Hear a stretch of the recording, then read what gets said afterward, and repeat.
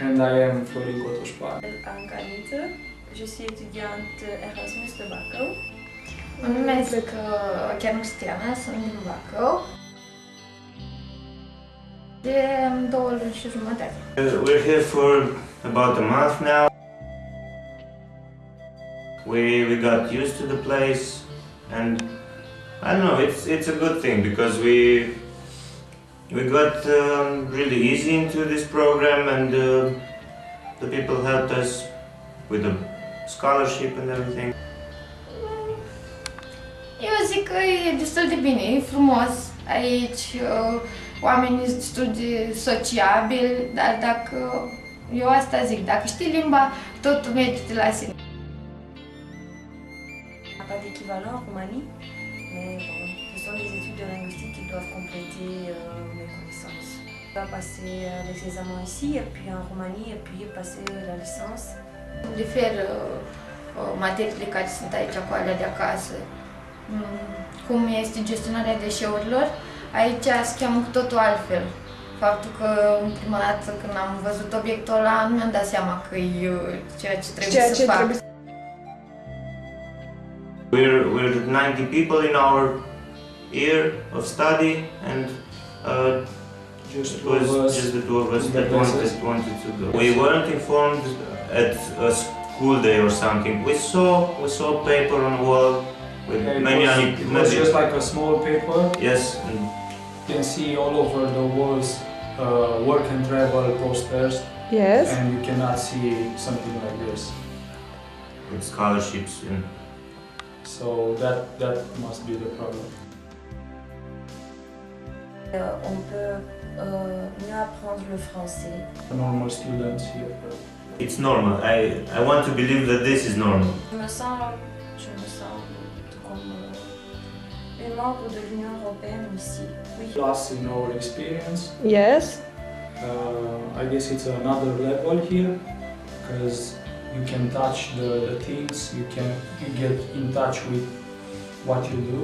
Yes. All the machines, the equipment we have here, and it's not like home. Learn French. Înveți cât de mult limba franceză. Deci nivelul de limbă e foarte important. E foarte important, altfel nu ai cum să te descurci. Îți trebuie foarte mult timp ca să o iei de la început, să traduci toate cursurile. Je m'appelle Marie Bachellery, je suis donc consultante en recrutement. Mon rôle consiste en fait sur 2 aspects, du conseil, du diagnostic pour les cadres qui arrivent en recherche d'emploi et de l'amélioration sur leurs techniques de recherche d'emploi.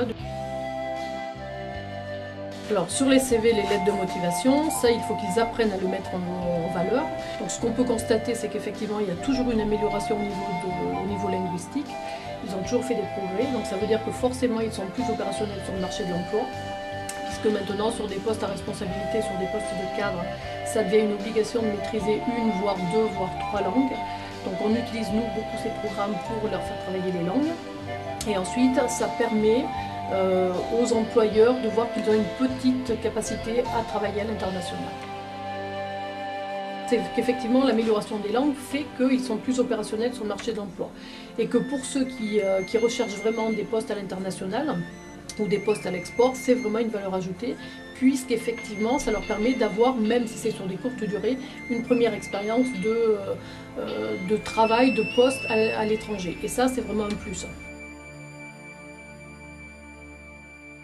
C'est de savoir se valoriser, savoir mettre en avant des points forts, ces points clés, et savoir surtout faire l'adéquation entre ce que l'on est et les besoins de l'entreprise. C'est-à-dire que la clé du succès, c'est ça.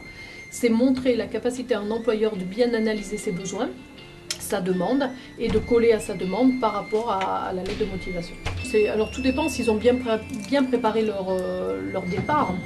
Le but, c'est qu'ils soient très clairs avec pourquoi ils font ça, quel est l'objectif de ce programme, si c'est vraiment une amélioration, si c'est une découverte d'autres cultures.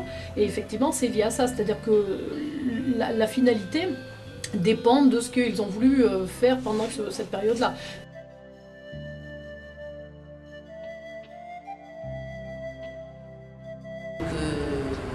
Les les étudiants, si tu veux, ont des contacts auprès des responsables des DCI, de leurs composantes. Oui. Et ce sont eux qui leur donnent les informations.